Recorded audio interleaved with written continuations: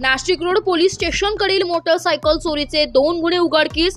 Nashik road गुन्हे शोध पथकाची उल्लेखनीय कामगिरी।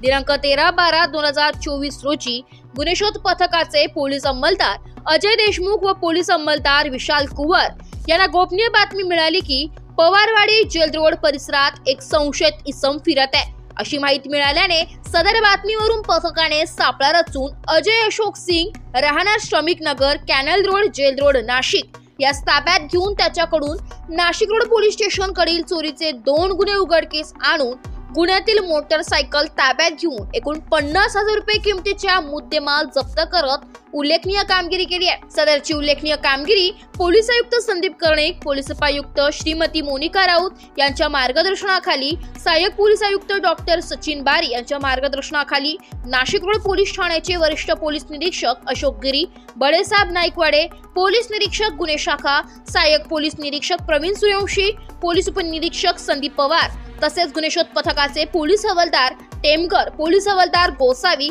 पोलीस अंमलदार नाना पानसरे, पोलीस शिपाई अजय देशमुख, पोलीस शिपाई विशाल कुवर, पोलीस शिपाई समाधान वाजे, पोलीस शिपाई रोहित शिंदे, पोलीस शिपाई सागर आहाणे, पोलीस शिपाई महेंद्र जाधव, पोलीस शिपाई गोकुळ कासार, पोलीस शिपाई अरुण गाडेकर, चालक पोलीस शिपाई योगेश रानडे अशांनी केली आहे। स्टार 1 महाराष्ट्र न्यूज साठी प्रतिनिधी इरफान पठाण, नाशिक।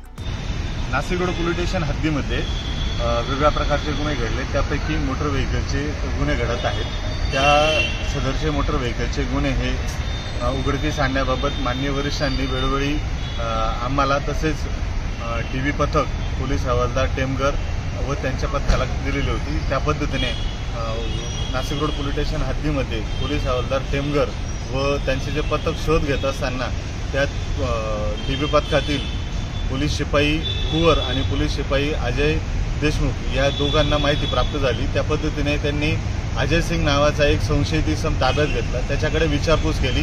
त्या विचारपूस दरम्यानमध्ये त्यांनी 2 गाड्या नाशिक रोड पोलीस स्टेशन हद्दीतल्या 2 गुन्हे त्यांनी उघडकीस आणले। त्यापैकी एक गुन्हा 2024चा आहे आणि एक गुन्हा हा 2018चा हा गुन्हा उघडकीस आलेला आहे। सदरची कारवाई ही माननीय वरिष्ठांच्या मार्गदर्शनात पूर्ण करण्यात आलेली आहे।